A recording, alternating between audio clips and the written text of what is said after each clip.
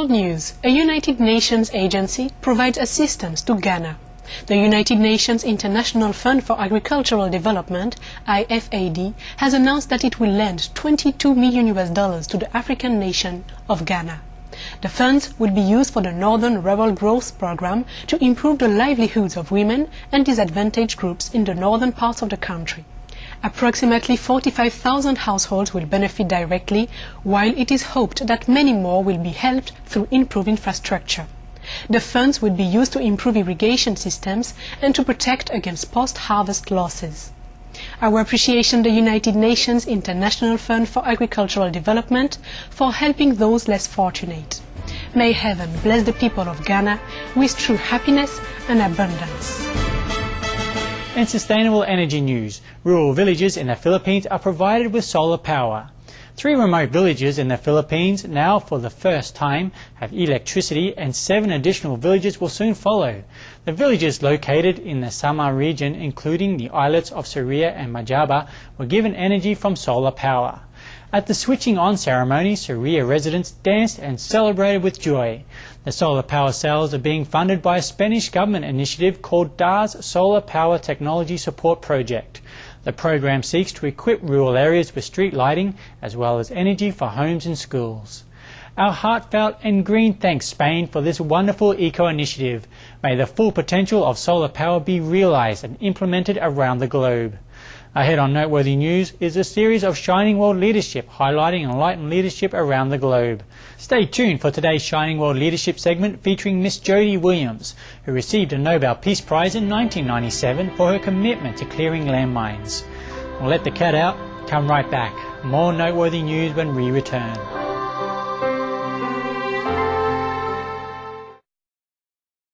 Welcome back to Noteworthy News, foresighted news for an intelligent world. And now for our series of Shining World Leadership segment featuring Miss Jody Williams, humanitarian, teacher and founding coordinator of the international campaign to ban landmines. For decades, Supreme Master Ching Hai has exemplified unconditional love through her worldwide humanitarian work.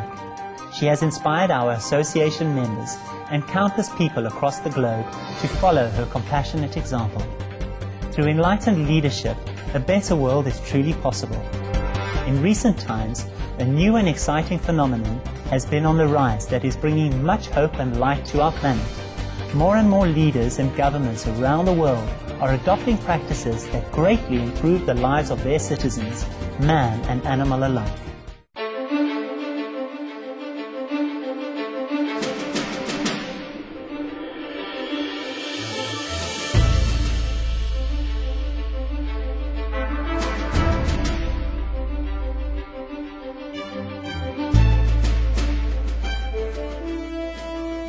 Humanitarian, teacher and one of the joint winners of the 1997 Nobel Peace Prize, Miss Jody Williams is the founding coordinator of the international campaign to ban landmines. Born in 1950 in Vermont, USA, Miss Williams holds a master's degree in international relations and in teaching Spanish and English as a second language. Before starting her aid work, she taught English as a second language in Mexico, the United Kingdom and Washington, D.C. in the United States. In 1981, while working in Washington, D.C., she was given a leaflet on human rights issues. This information sparked her involvement in campaigns in Central America to protect the individual's rights. She established the International Campaign to Ban Landmines, which was officially inaugurated by 6 non-governmental organizations in 1992. As its chief planner, she has written and spoken widely on the need for a total ban of landmines. Her audiences have included the United Nations, the European Parliament and the African Union. Working closely with governments, the United Nations and the International Committee of the Red Cross, Miss Williams and the International Campaign to Ban Landmines achieved their goal in September 1997 of an international treaty banning landmines. The same year, they were jointly awarded the Nobel Peace Prize. After successfully completing the Mine Ban Treaty negotiations, the international campaign to ban landmines set up the Landmine Monitor Network, which keeps track of how well each country is following the treaty. Ms. Williams continues to work to free the world of landmines, and today the international campaign to ban landmines operates in over 60 countries around the globe. Our heartfelt thanks and heaven bless Miss Jody Williams for your work in helping to create peace on our planet.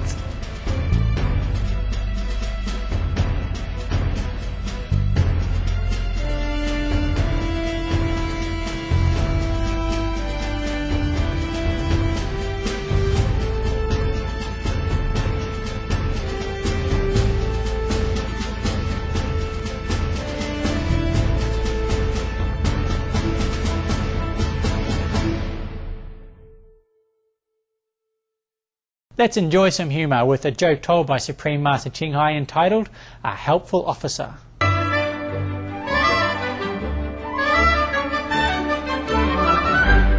A police was patrolling a school, and then suddenly a little girl about 6 years old come next to him, looking at him and ask, "Are you a police?" So the police say, "Yes, yes." And the girl say, "Well, my mother said that if I ever needed help, I should ask a police. Is that correct?"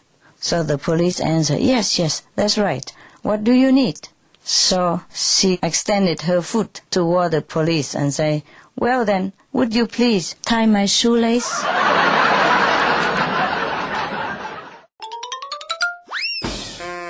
And now for our viewers' hotline. 相信这个世界上应该没有人如果没有吃肉就活不下去的吧？那为什么没有国家要这么做呢？福尔摩沙，台湾，台南的孟子。 Thoughtful Mengzi. Perhaps it takes a while for countries to be convinced that a diet of animal products is the biggest cause of global warming, as has been well documented by the United Nations and many scientific reports. We pray that very soon all leaders will stand up and support life for our planet, our animal co-inhabitants and ourselves by adopting the plant-based diet. May Formosa keep making great strides in becoming the first pure vegetarian country. God bless you and all the open-hearted people of your nation. Do you have a hotline today? We really appreciate your comments and stories from your area. Please send them to info@SupreMasterTV.com or to the address on your screen. We have very much enjoyed spending time with you on Noteworthy News. May your days be filled with love, happiness and inspiration from heaven.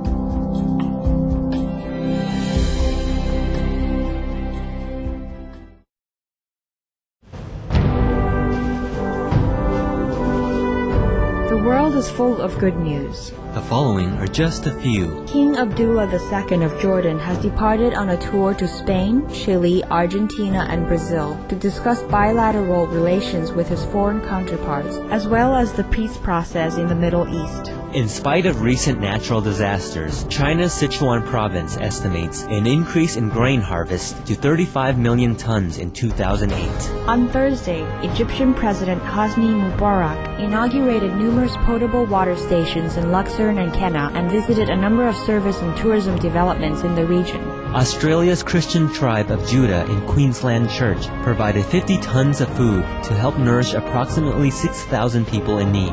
The Lions Club of Jinja in Uganda donates food items to 50 eye patients as part of World Service Day observed by Lions Club International. Cuban ambassador to Turkey, Ernesto Gomez Abascal, visits Turkey's largest province, Konya, to further bilateral relations. The United Kingdom affirms that despite the recent economic circumstances, all domestic and international commitments as well as aid pledges to Africa will be fulfilled. The newly developed CARE HPV test, which can quickly and accurately detect a virus responsible for cervical cancer, represents a promising step forward in early prevention and treatment.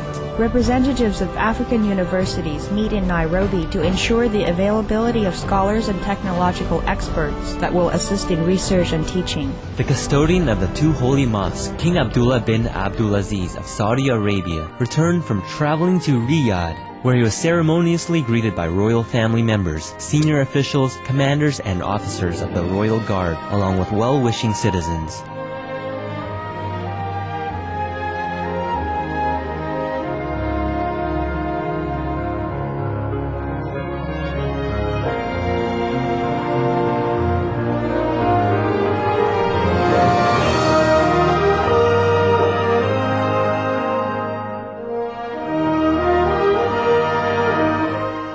For more details, Please